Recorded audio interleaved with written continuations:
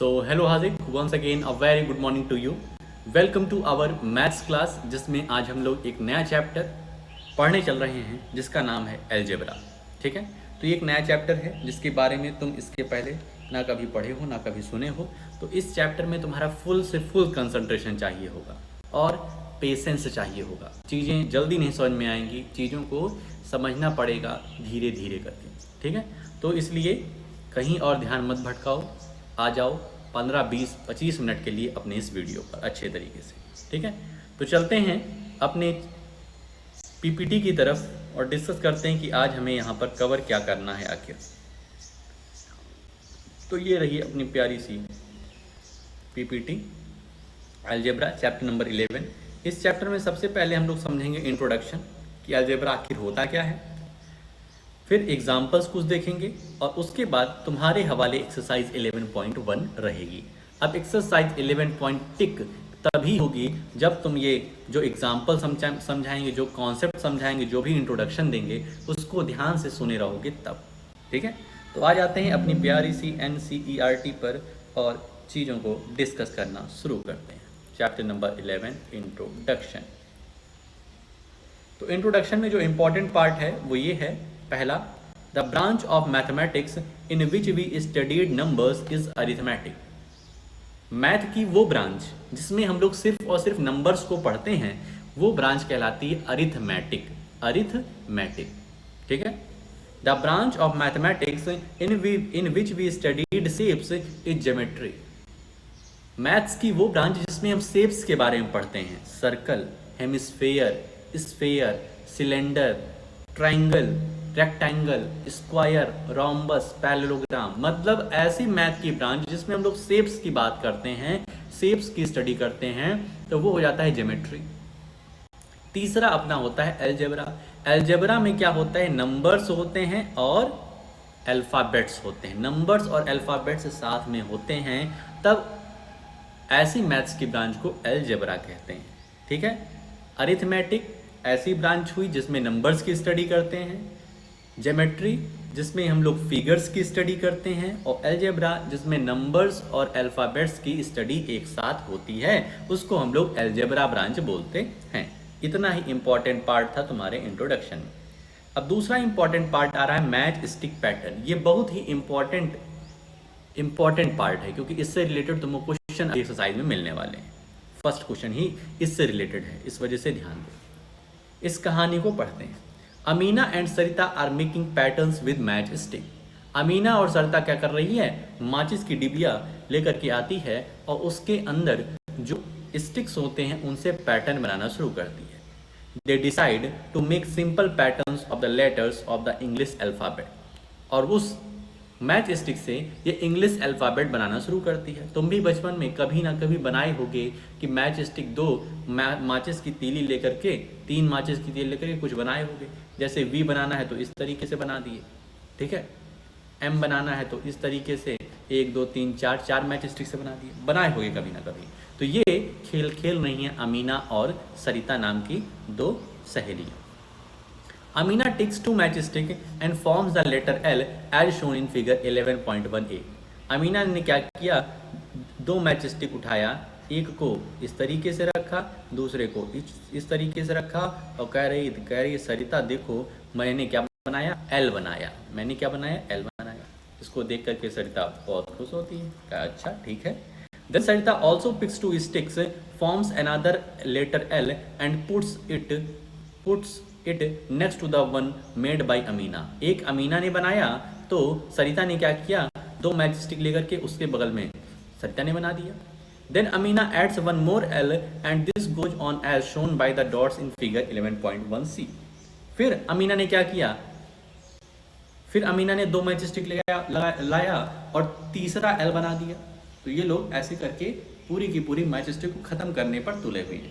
मतलब इनको किसी भी समय भाई साहब घर वाले पीटने वाले हैं कि मैच स्टिक की क्या हो रही है, बर्बादी हो रही है। ये लोग तो खेल रहे हैं लेकिन घर वाले का अलग ही सोच रहती है। समझ रहे हो बात को, ठीक।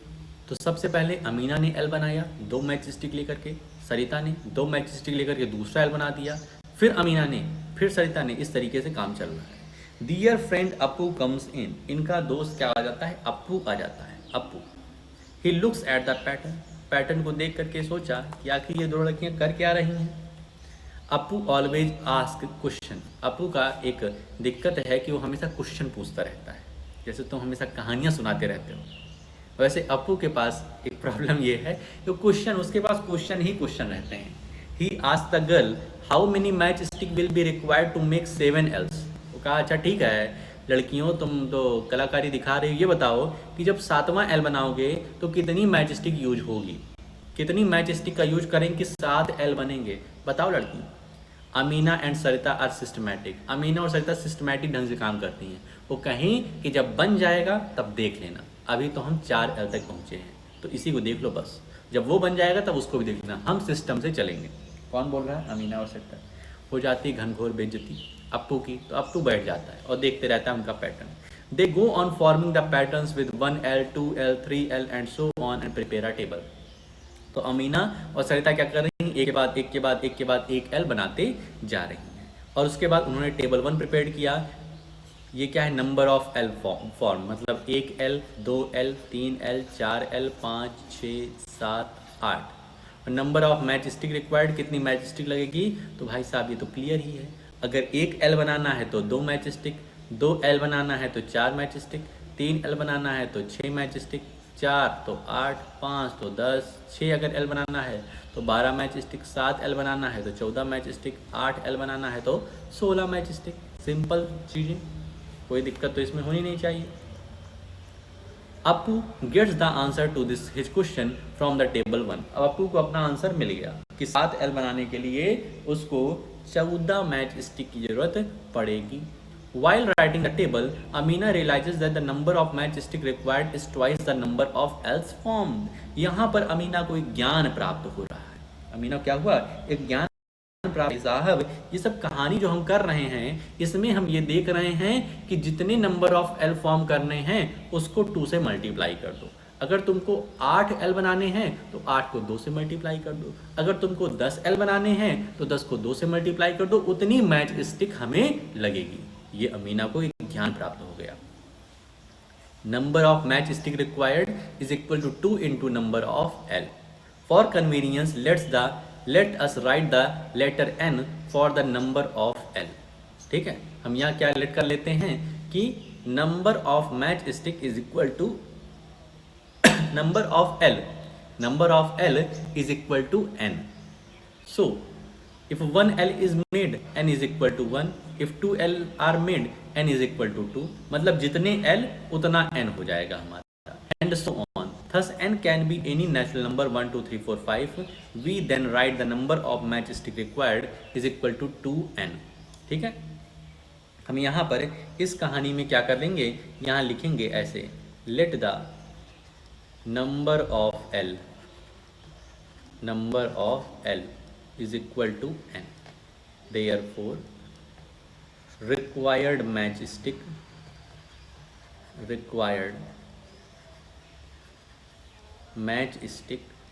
is equal to 2 multiplied by n. जितने नंबर ऑफ एल होंगे उससे दुगना हमारी मैच स्टिक लगेगी,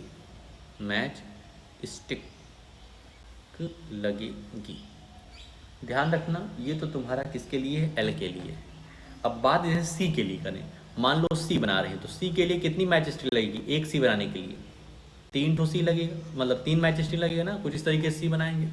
तो यहाँ पर इसी तरीके से ये वाले केस में जहाँ सी वाला केस रहेगा इसमें भी इसी तरीके से लिखेंगे, let the number of C is equal to n। इसमें हम लेट कर लेंगे कि नंबर ऑफ सी कितने होंगे, n। देयरफॉर required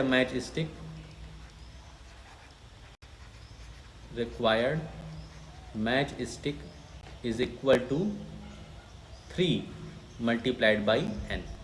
ठीक है, सी को बनाने के लिए, एक सी बनाने के लिए कितने मैच स्टिक, तो 3, एक सी बनाने के लिए 3 मैच स्टिक लग रहे हैं। ठीक है, तो 10 सी बनाने के लिए, एक सी बनाने के लिए 3 मैच स्टिक, 10 सी बनाने के लिए 3 इंटू 10 कर देंगे, 30 हो जाएगा मैच स्टिक। तो आई होप कुछ क्लियर हो रहा होगा। Number of L multiplied by 2 कर देंगे। ठीक है, क्यों? क्योंकि L जो है वो 2 मैच स्टिक से बन रहा है, C हमारे 3 मैच स्टिक से बनेंगे तो 3 इंटू N। हमारा M देखोगे M जो है वो तो 1 2 3 4 मैच स्टिक से बन रहा है तो 4 इंटू N। समझ में आ रहा है?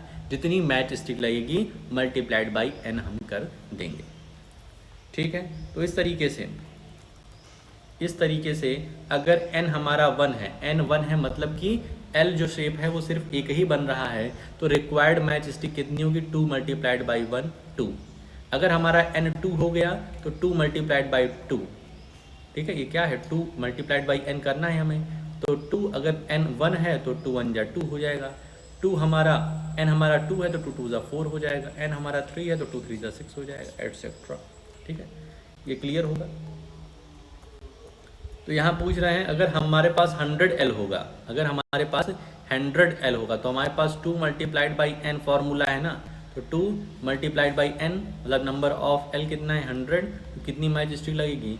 200 मैच स्टिक लगेगी अगर हमको 100L फॉर्म करना है। ठीक है, यहाँ पर जो हमारा जैसे 2n आ रहा है ना, 2n, तो 2 जो है ये क्या है? ये एक नंबर है। नंबर हमेशा कांस्टेंट रहता है। नंबर हमेशा क्या रहता है? कांस्टेंट। कांस्टेंट मतलब जिसकी वैल्यू फिक्स रहे। अब 2 की वैल्यू फिक्स है। 2 की वैल्यू क्या है? फिक्स है। वो 2 की वैल्यू ना 3 ना 4 ना 5 ना 10, वो 2 ही है। लेकिन n जो है, n हमेशा देखो बदल रहा है। कभी नंबर ऑफ L 1 हो रहा है, कभी नंबर ऑफ L 5 हो रहा है, कभी नंबर ऑफ L 100 हो जा रहा है।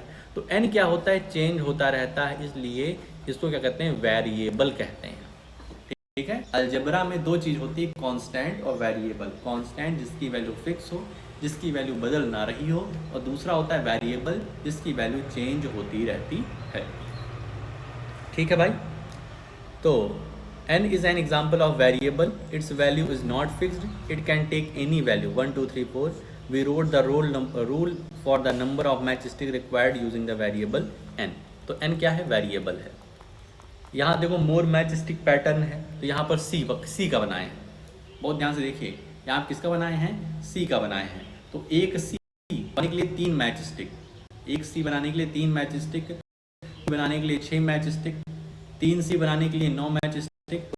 फॉर्मूला क्या बनना है? यहाँ पे ऐसे लिखेंगे, let the number of C। भाई साहब इसी तरीके से तुमको भी अपनी एक्सरसाइज क्वेश्चन करना है। Let the number of C is equal to n, therefore required match stick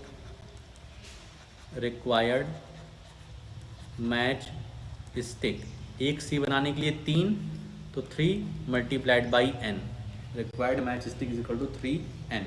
अगर देखो n इज इक्वल टू 1 है, अगर n हमारा 1 है मतलब C सिर्फ एक बन रहा है, तो रिक्वायर्ड मैच स्टिक कितना हो जाएगा? Therefore required match stick is equal to 3 multiplied by 1 3। और यहीं पे n अगर 2 हो जाए, अगर n 2 हो जाए मतलब नंबर ऑफ C 2 हो जाए, तब हमारा 6 हो जाएगा, 9 हो जाएगा। ठीक है, देखो 3 मल्टीप्लाइड बाई n। अब जो n है ये 1 हो सकता है, 2 हो सकता है, 3 हो सकता है। मतलब नंबर ऑफ C हमको अगर 4 ठो बनाने हैं, नंबर ऑफ C 4 बनाने हैं, मतलब n की जगह हम लोग 4 रख देंगे, तो कितनी मैच स्टिक लगेगी? 12 लगेगी। इस तरीके से 5 हो जाएगा तो 15 लगेगी। आई होप क्लियर होगा, कुछ बहुत ज़्यादा टफ नहीं है। Numbers of match stick required is equal to 3n। ठीक, F फॉर्म करने में कितने मैच स्टिक लग रहे हैं? तो 1 2 3 4 मैच स्टिक लग रहे हैं F को फॉर्म करने में। तो इसका फॉर्मूला क्या बन जाएगा? 4n। इसका फॉर्मूला बन जाएगा मैच स्टिक निकालने का 4n, जिसमें n क्या है? Number of match, number of F। n क्या है? Number of F। अगर हमको 3 ठो F बनाने हैं, ये 3 ठो बनाए ना, 3 ठो F बनाने हैं, तो 4 इंटू 3 इज इक्वल टू 12। देखोगे यहाँ पे 12 मैच स्टिक यूज किया गया है। 1 2 3 4 5 6 7 8 9 10 11 12। ठीक है, तो ये फॉर्मूला क्या हो जाएगा? 4n, जिसमें 4 क्या है? Number of match stick required to form 1F, और n क्या है? Number of F। ठीक है, तो इस तरीके से सब क्लियर ही होगा। U को इस तरीके से फॉर्म करते हैं, 3 मैच लगती है, V को 2, ट्राइंगल को 3, स्क्वायर को 4। चलिए इसके बाद और कुछ ज़्यादा इम्पोर्टेंट नहीं है। ये वाला कंडीशन देख लेते हैं, ये वाली कहानी क्या है। Let us now consider variable in a more familiar situation. Students, बहुत ध्यान से समझिए क्वेश्चन को क्या है, यहाँ पे कहानी क्या है। Student went to buy notebooks from the school book store. Students क्या कर रहे हैं, नोटबुक्स ले जा रहे हैं बुक स्टोर से। Price of one notebook is 5। एक नोटबुक की जो कीमत है 5 रुपये। एक नोटबुक की कीमत 5 रुपये। 4 नोटबुक की कीमत कितनी होगी, तो क्या कर दोगे तुम, 5 × 4 कर दोगे। वही कर रहे हो भाई साहब, लेकिन इस समय अलजेब्रा के फॉर्म में हम लोग पढ़ेंगे। यहाँ पे क्या फॉर्मूला बन जाएगा, 5 × n बन जाएगा। जहाँ पे n तुम्हारी 2 नोटबुक है तो 5 × 2 कर देंगे, 10 रुपये देना पड़ेगा। अगर 4 नोटबुक लेना है तो 5 × 4 करेंगे। n क्या है, नंबर ऑफ नोटबुक्स। तो इसके आगे हम लिख देंगे थोड़ा सा अंग्रेजी में, let the number of notebooks is equal to n। क्या समझ, Munnu wants to buy 5 notebooks. तो अब तुम जानते हो मैथ्स में एकदम भाई साहब आर्यभट्ट के बाद तुम्हारा ही नाम आता है। तुम फटाक से बता दोगे कि अगर एक किताब की कीमत 5 रुपये है तो 5 किताब लेना पड़ेगा, तो 5 5 25 रुपीज़ देना पड़ेगा। अप्पू वही है जो ज़्यादा क्वेश्चन पूछता है। Appu wants to by 7 notebooks. Appu को 7 किताब चाहिए, कितना पैसा देना पड़ेगा, तो 5 × 7। फॉर्मूला तो यही है ना, 5 × n। तो n क्या है, नंबर ऑफ नोटबुक्स। 5 × 7 35। सारा वांट्स टू बाई 4 नोटबुक्स। सारा 4 चाहिए, कितने पैसे देना पड़ेगा, 5 × n। 5 × 4 कर देंगे, क्योंकि n की वैल्यू क्या हो गई, 4 नोटबुक चाहिए, तो 5 4 20 हो गया। क्या ही क्वेश्चन है, ठीक है। How much money should a student carry when she और he goes to book store to buy notebooks. तो इतना ही चाहिए भाई साहब, ठीक है, कोई इसमें नई नवेली बात नहीं है।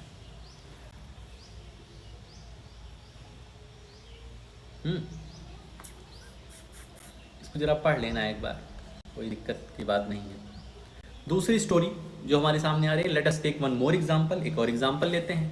For the Republic Day celebration in the school, children are going to perform mass drill in the presence of the chief guest. ये लोग क्या करेंगे, थोड़ा सा ड्रिलिंग वगैरह करेंगे, मास ड्रिल करेंगे। कई सारे लोग एक साथ मिल करके परेड वरेड करने का प्लान बना रहे हैं। दे स्टैंड 10 इन अ रो। एक रो में देखो, एक रो अपनी ये है, रो 1, रो 2 और रो 3। एक में 10 लोग हैं। एक में कितने हैं, 10। एक रो में 10 लोग हैं। बात को ध्यान रखना। They stand 10 in a row. एक रो में 10 बच्चे खड़े हैं। How many children can there be in the drill. कह रहे हैं टोटल मिलाकर के ड्रिल में कितने चिल्ड्रन हो सकते हैं। तो कितने हो सकते हैं, 10 × n। ये फॉर्मूला बनेगा, where n is the number of row. भाई साहब, एक रो अगर होगी तो 10 बच्चे, 2 रो होगी तो यहीं पे देखो 10 × 2 कर देंगे ना। अगर 2 रो होगी, नंबर ऑफ रो 2 हो जाएगी तो 20 बच्चे, नंबर ऑफ रो 3 तो 30 बच्चे, नंबर ऑफ रो 4 तो 40 बच्चे। फॉर्मूला क्या बन रहा है हमारा, 10 × n। अलजेब्रा बहुत आसान है, बस थोड़ा जो फार्मूला बनाने के लिए कह देता है वो थोड़ा सा कठिन कर देता है। बाकी तुमसे अगर पूछें हम कि एक रो में भैया 10 बच्चे हैं तो 10 रो में कितने बच्चे होंगे। एक लाइन में 10 बच्चे खड़े हो रहे हैं तो 10 लाइन में कितने होंगे, तुम कहोगे सर जी 100 बच्चे खड़े होंगे। ये तो सिंपल सी बात है, ये तो हम बहुत पहले से जानते थे। तो बस इसमें फॉर्मूला थोड़ा सा मेकिंग करते हैं बस, ठीक। If there are rows there will be 10 R children. कह रहे हैं अगर नंबर ऑफ रोज को आर लेंगे तब कितने बच्चे टोटल होंगे, तो 10 × r होंगे। जो यहाँ पर हम लोग n नंबर ऑफ रो ले रहे हैं, ये नंबर ऑफ रो को r ले रहे हैं। कुछ नई बात नहीं है, ठीक।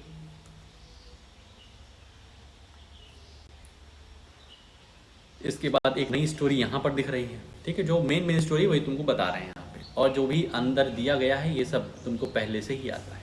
सरिता says that she has 10 more marble in her collection than Amina. Sarita कह रही है कि भाई साहब मेरे पास जो मार्बल का कलेक्शन है वो अमीना से 10 ज़्यादा है। मान लो अमीना के पास कुछ कुछ है, अमीना के पास कुछ मार्बल हैं, तो हमारे पास कितने हैं? कुछ प्लस 10। नहीं समझे? सरिता कह रही है, मान लो कि मैं क्या हूँ? सरिता। तो मैं कह रहा हूँ कि अमीना के पास जितना मार्बल है उससे 10 हमारे पास ज़्यादा है। मतलब उसके पास 10 है तो हमारे पास 20 होगा, उसके पास 5 है तो हमारे पास 15, उसके पास 100 तो हमारे पास 110। मतलब उसके पास कुछ मार्बल तो हमारे पास कुछ प्लस 10। बात को समझ रहे हो कि नहीं समझ रहे हो? तो उस कुछ को हम लोग कोई वेरिएबल मान लेंगे, उस कुछ को हम लोग क्या मान लेंगे? कोई वेरिएबल मान लेंगे। यहाँ पे इस तरीके से सुंदर तरीके से लिख देंगे, let the number of marbles, let the number of marbles of Amina